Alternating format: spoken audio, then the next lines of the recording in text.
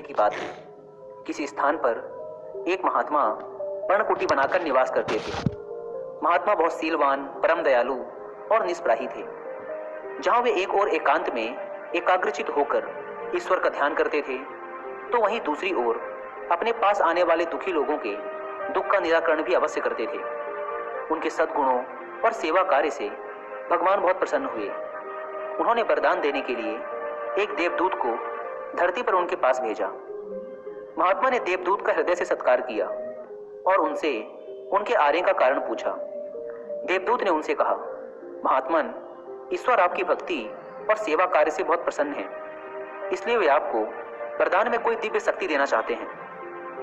उन्होंने मुझे आपके पास यह पूछने के लिए भेजा है कि क्या आप लोगों को रोग मुक्त करने की शक्ति प्राप्त करना चाहेंगे? महात्मा ने विनम्रता से उत्तर दिया, हे देव, भगवान मुझ पर प्रसन्न है, यही मेरे लिए सबसे बड़ा वरदान है। मुझे कोई शक्ति नहीं चाहिए। मैं परमेश्वर के विधान में कोई हस्तक्षेप नहीं करना चाहता। जब महात्मा ने रोग मुक्त करने की शक्ति लेने से मना कर दिया, तो देवदूत ने उनसे कहा, तो आप दुष्टों को सद्मार्ग पर लाने की शक्ति ग्रहण करें। महात्मा ने पुनः यह कहकर विनम्रता से शक्ति लेने से मना कर दिया कि पापियों को सद्मार्ग पर लाना आप जैसे देवदूतों का काम है। देवदूत बड़े आश्चर्य में पड़ गए। उन्हें विश्वास नहीं हो रहा था कि महात्मा ने इन शक्तियों को लेने से मना कर दिया था। वे उनकी भक्ति भावना और अनासक्ति से बड़े प्रसन्न हुए। उन्होंने महात्मा से कहा, हे महात्मन, आपने तो मुझे बड़े संकट में डाल दिया है।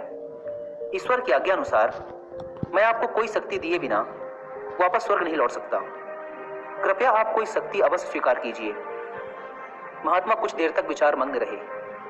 फिर उन्होंने देवदूत से कहा, ठीक है, अगर आप मुझे शक्ति देना ही चाहते हैं तो यह वरदान दीजिए कि भगवान मुझसे जो भी शुभ कर्म करवाना चाहते हैं वे बस होते चले जाएं। मैं जहां से भी गुजरूं वहीं पर लोग रोग मुक्त होते चले जाएं। देवदूत ने कहा, ऐसा ही हो, और उसने महात्मा की परछाई को रोग मुक्त करने की शक्ति से संपन्न कर दिया। फिर वे वहां से चले गए। इधर महात्मा जहां भी जाते वहीं लोग स्वस्थ होते चले जाते। ना तो महात्मा को और ना ही लोगों को कभी यह पता चल पाया कि कैसे उनके कष्ट दूर हो गए। महात्मा को कभी इसका बोध नहीं हो पाया कि वह ईश्वर के कितने करीब थे।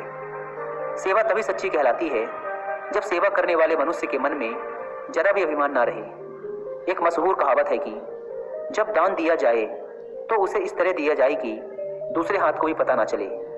अभिमानी रहते सेवा संभव नहीं है। जो सेवा के बदले नाम की चाहत रखता है वह कभी सेवा कर ही नहीं सकेगा, क्योंकि कृतज्ञता का गुण प्रत्येक मनुष्य में होता ही नहीं, और प्रशंसा ना मिलने पर वह सेवा कार्य छोड़ बैठेगा।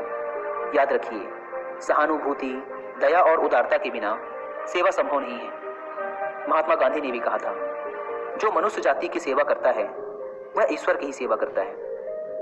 एक बहुत ही महान संत वात्सल ने भी कहा था, एक पेड़ की पहचान उसके फल से होती है और मनुष्य की पहचान उसके कर्मों से। एक अच्छा काम कभी गुमनाम नहीं रहता।